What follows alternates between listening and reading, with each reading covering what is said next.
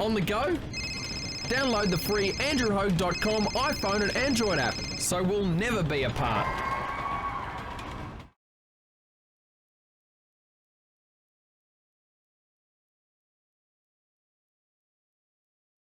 2-1. This is Andrew Hogue for andrewhogue.com, still Australia's first and only 24/7 metal radio station.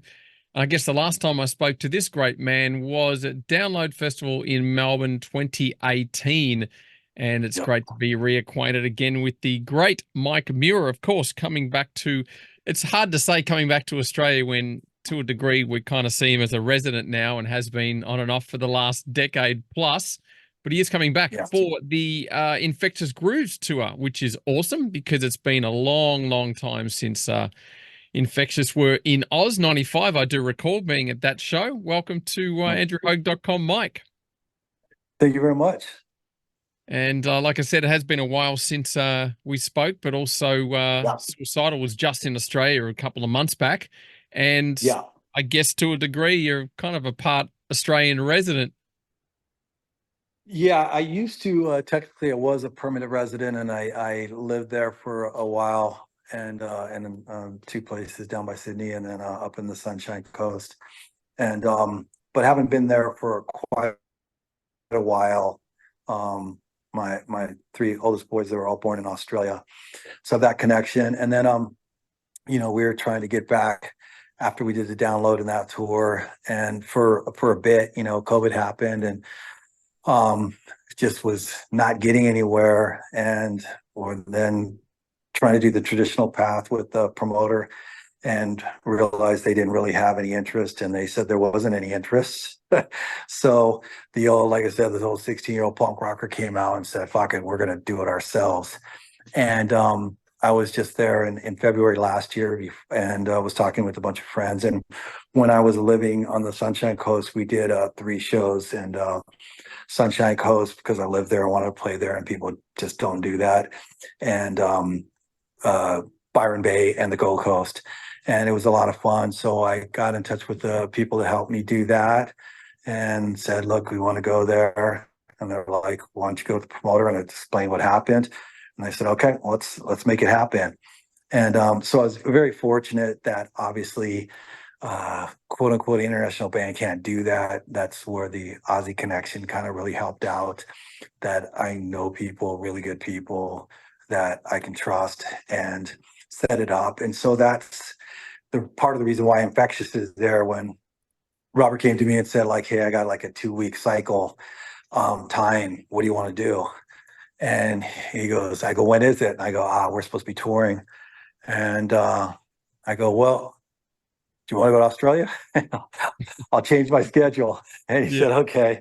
And so something like this, usually you're going to need a lot more time to set it up and all that. And we're going, it's really short notice. And then we're trying to see if we could even get the venues, we could get them. And then we talked to Brooks, our drummer, and he came back. He said, yeah. And then he goes, Avenged Sevenfold just added dates. I can't do it.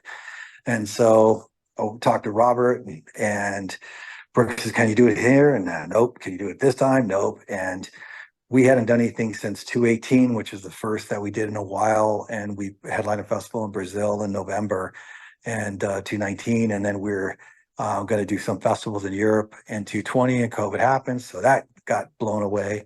So it's kind of like, we're going to make this happen. We're going to make it happen. And we did. And then we'll worry about the drummer later. And fortunately, long story short, my middle son's one of his favorite drummers is Jay. And when he was saying, who are you gonna get to play drums, when he knew Brooks couldn't do it, and I said, well, we're gonna put a list together, see who's available, this and that. He goes, you can ask Jay. And every day taking him to school, did you ask Jay? Did you talk to Jay? And I was like, no, I don't even have his number, you know. And but Robert I got his number, and I wrote to him, and then we started talking, and he had just had a couple surgeries and just literally started walking January 1st and didn't know if he could even do it. And he said, man, I'm way ahead on the progress and stuff. And he goes, you know, let's get together. And he was out here for the Grammys, and we got together in practice, and it was an absolute blast and stuff. Dude's insane and so much fun to play with and stuff. And everybody was just having a great time. So we're like just so excited.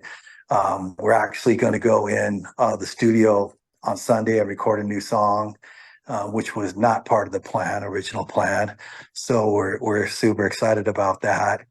And Robert's been working on a short film for Infectious that's absolutely just crazy, and trying to get that done ASAP. They're doing the final filming this weekend on Saturday before we go in the studio. So it's all crazy. We're trying to cram a bunch of stuff in, but it's good. It's all real good. Now, as I mentioned, I did see Infectious in Australia the first time in '95, and of course, Brooks, I think, had just turned 18 Yeah, as yeah, well. And then seeing you guys in LA at the Whiskey in 2014 with yeah, Jim Martin on guitar as yeah. well. What do you think has kept this band going for so many years, even though it hasn't always been a main concentrate because, of course, Suicidal and whatnot? But what I get out of Infectious Grooves is just such a fun, I guess, fun vibe. So what has sort of kept that iron in the fire for Infectious Grooves, even though, as I said, it's always been on the side? Yeah. Well, it obviously, with Robert being in Metallica, that's a very busy schedule. And besides the tour dates, it's a full-time job and a half, and then times it by two, and mathematically it doesn't work. So there's a lot of things in everybody else's schedules. It's really tricky and stuff. But I think it's basically kind of when we started Infectious, it was just a love of music and what we loved about music. And obviously, we were a lot younger then.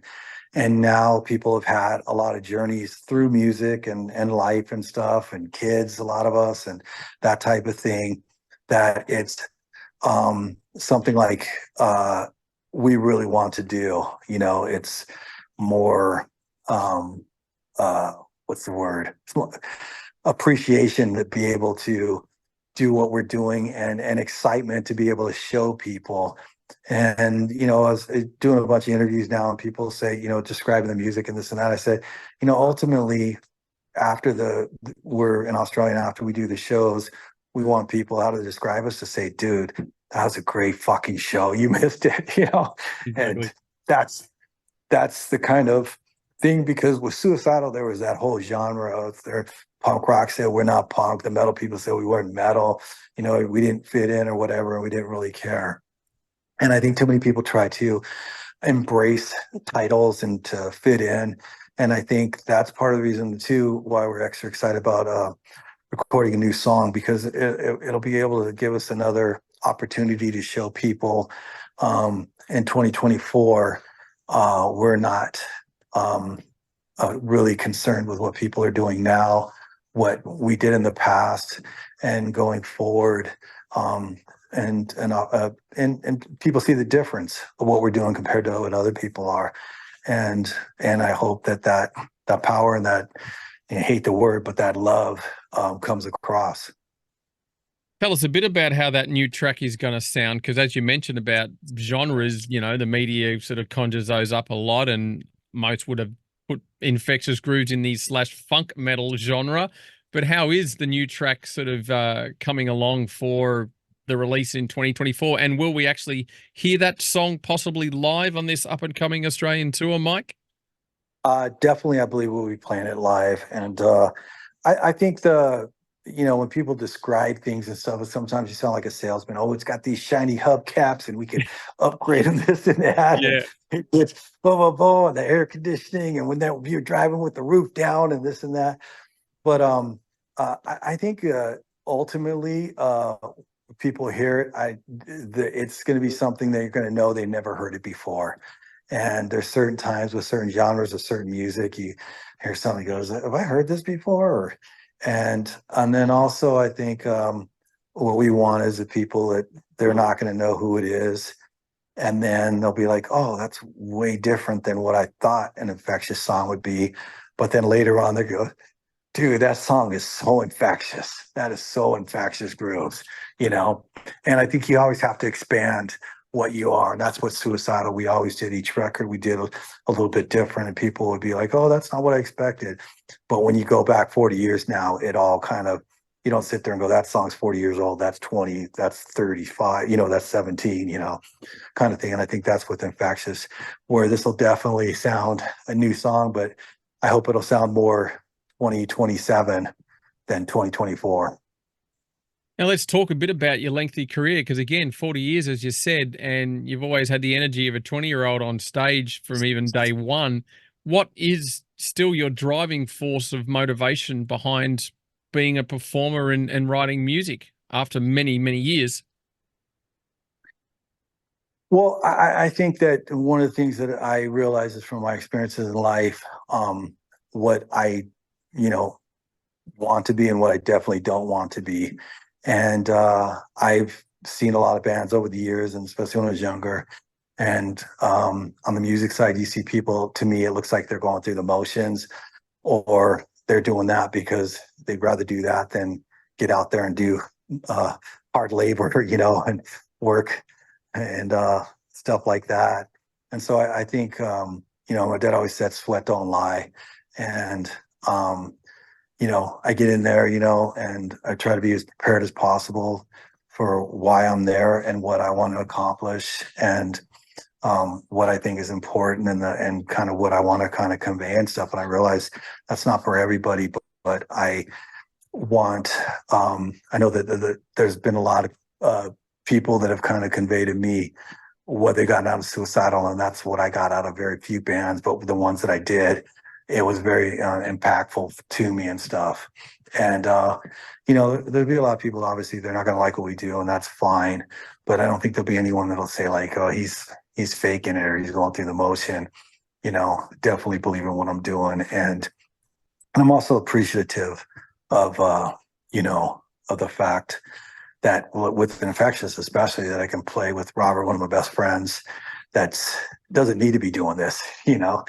He's obviously got a lot going on, and it makes his life more difficult. But he just loves playing, and he loves the Infectious. And when we started it off, it's like he loves it just as much as when we were 20 whatever, and had this idea. And so feel very fortunate to be able to do it. And then again, be able to do it in Australia, where it's, very similar to a sense of like where we grew up with the whole surf skate, action sport community and that type of thing. And, it's really cool. As you mentioned about, Rob still being interested in playing with you after all these years. And again, you think about the position he's been in now, and it's crazy to say he's been in Metallica longer than any bass player in their career, that he's still, you've still kept that relationship. Because again, his whole world is completely upside down since he joined that group.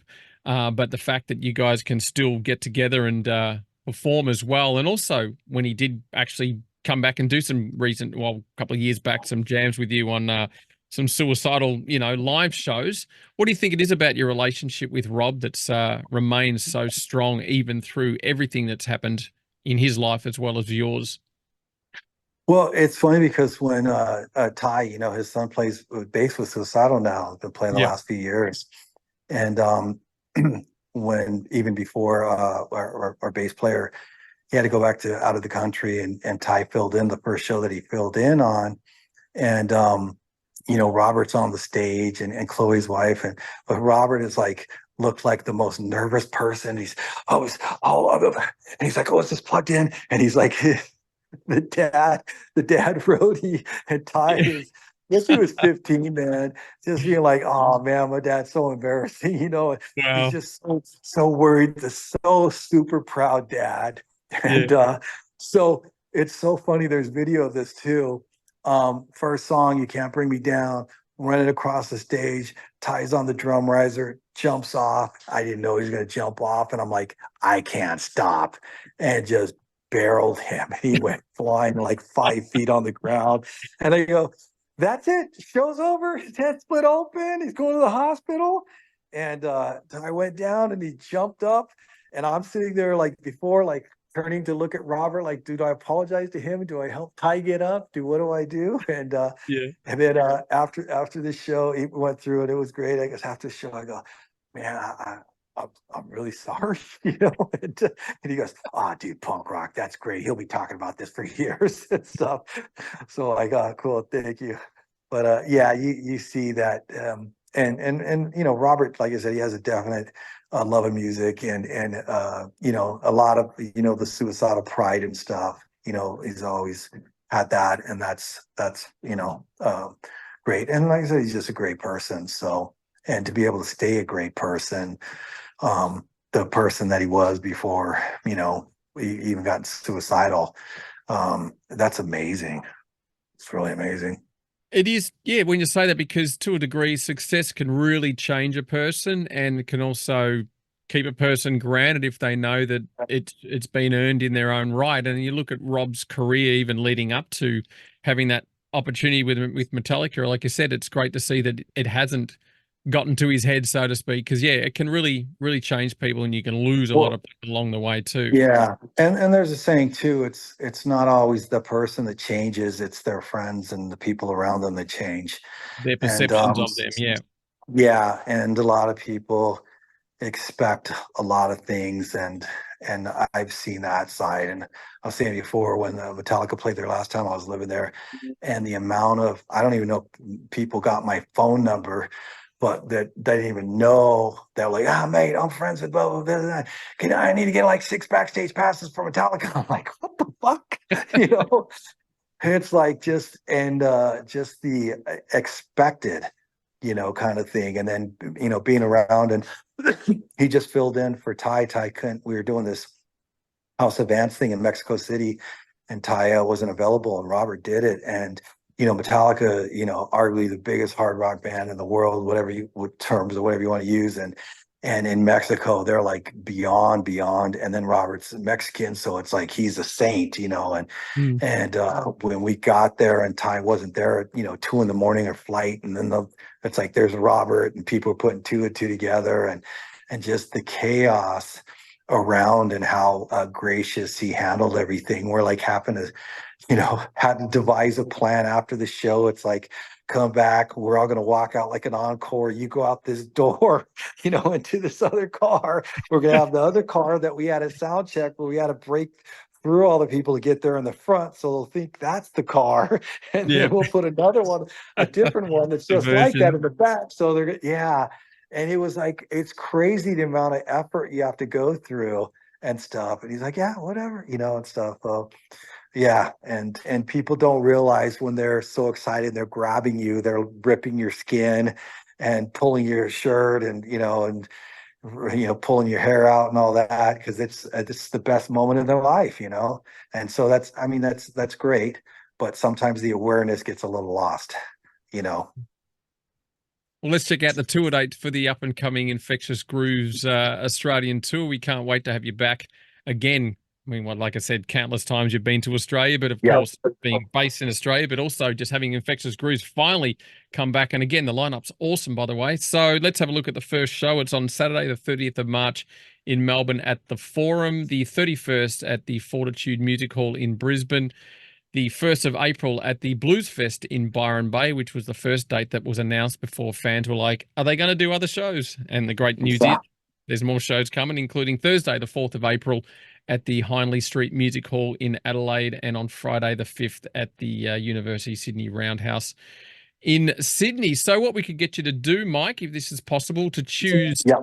2 of your favorite Infectious Grooves tracks, and just a classic suicidal one that still means a lot to you to conclude our chat, Mike. Cool.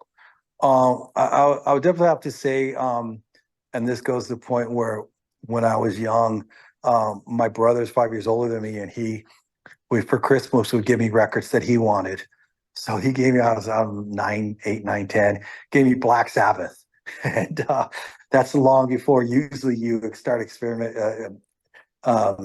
getting into music and that type of thing. But so I got to listen to that. And if someone would have said, when I was 12, 14, 16, one day you'll do a song with Ozzy, I'd be like, oh man, come Uh, on, yeah, So I have to say therapy, 100%. and we did a video for it, and we had set it up because we were opening up on his No More Tears tour. That was the first tour Infectious Grooves did, and it was set up to be shot in Chicago.